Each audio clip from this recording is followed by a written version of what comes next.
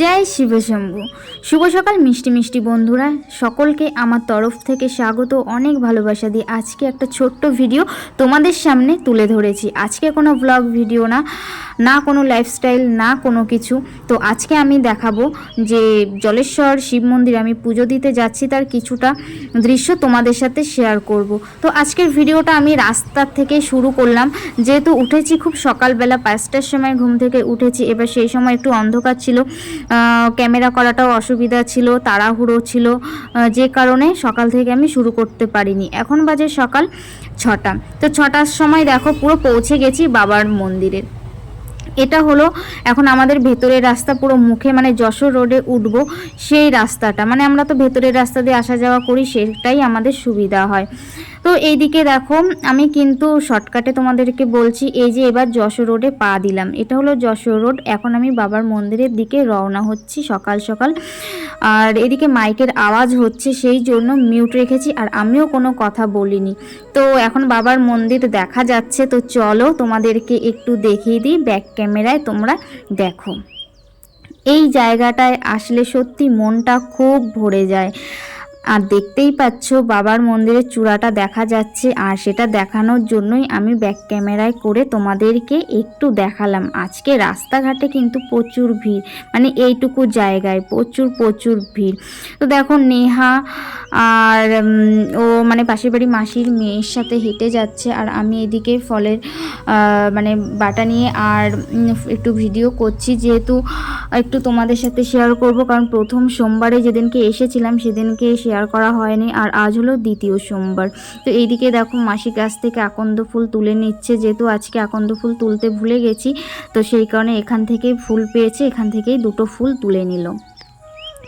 তো এদিকে দেখো হাঁটতে হাঁটতে কিন্তু আমরা কিন্তু চলে আসলাম সাইডের রাস্তা দিয়ে। তো মেন রাস্তা দিয়ে গেলাম না, সেদিকটা প্রচণ্ড ভিড়, আর এই সাইডটা দিয়ে গেলে একটু তাড়াতাড়ি হবে। এটাও কিন্তু মন্দিরে যাওয়ার কিন্তু আরেকটা প্রবেশ পথ। তো এইদিকে দেখো সকালবেলায় রাস্তাঘাটে অনেক কিছু তোমাদেরকে দেখিয়ে দিলাম, পথের সাথী অনেকেই আছে। তো এইদিকে দেখো নেহাও কিন্তু আমার সাথে আসার জন্য খুবই ব্যস্ত করছিল, ওকেও নিয়ে আসলাম। আর এদিকে দেখো গাছ থেকে একটা পেয়ারা তুলে নিয়ে এসেছি। আর দেখো তামার পাত্র তুমি যতই পরিষ্কার করে মাজো না কেন, কিছুক্ষণ পরে কিন্তু আবার একটা কালচেটে ভাব চলে আসে।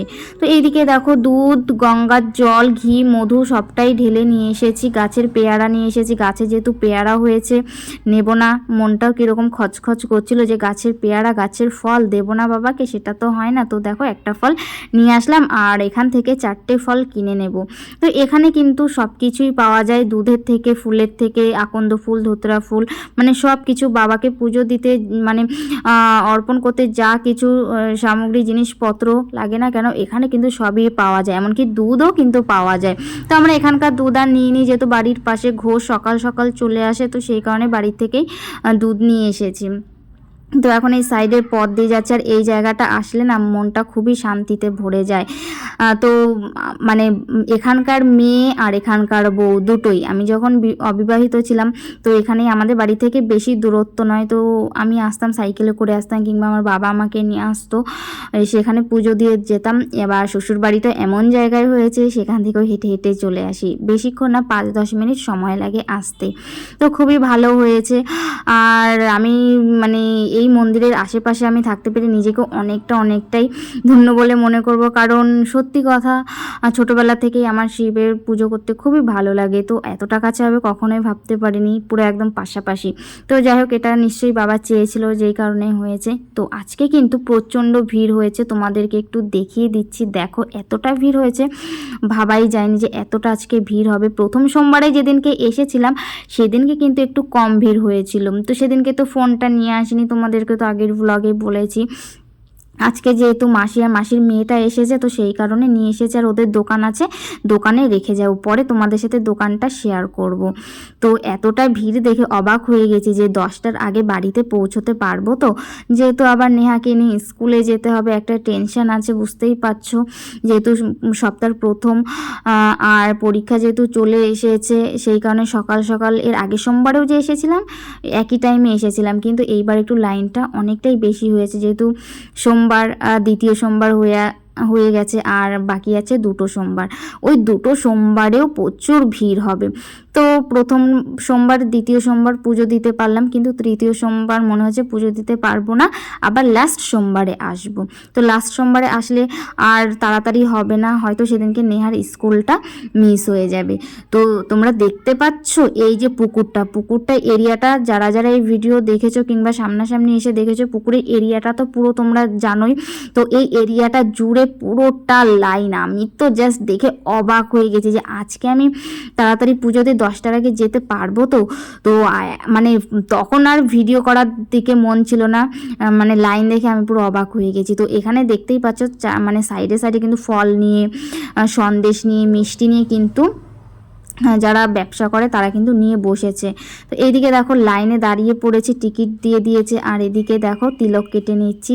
আর ইনি কিন্তু খুবই পরিচিত, এনাকে এর আগের যখন চৈত্র মাস তখনও দেখেছিলাম, খুব ভালো, ওনার কথাবার্তা খুবই ভালো। তো দেখো এখন লাইনে দাঁড়িয়ে তোমাদের সাথে একটু শেয়ার করে দিচ্ছি। আর বাবার মন্দিরে এসে লাইনে দাঁড়াতে কিন্তু আমার আগাগোড়ায় বেশ ভালো লাগে। লাইনে না দাঁড়িয়ে পুজো যে না দেয় সে তার মর্মটা বোঝে না। এই দিদিটাকে দেখতে পাচ্ছ, এই দিদিটার জন্যই কিন্তু অনেকটা আগে মাঝখান থেকে আমরা ঢুকতে পেরে গেছি।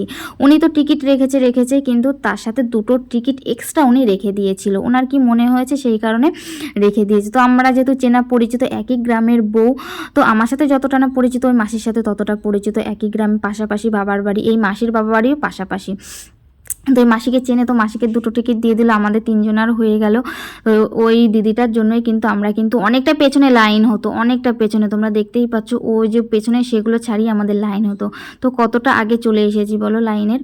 বলো নেহা যে আসার জন্য এতটা বায়না করছিল, ও কি এই লাইনে দাঁড়াতে পারতো? ও তো দাঁড়াতেই পারতো না, ওর অনেকটাই কষ্ট হয়ে যেত। আর ও তো এত সকালে ওঠার অভ্যাস নেই, আমারও নেই।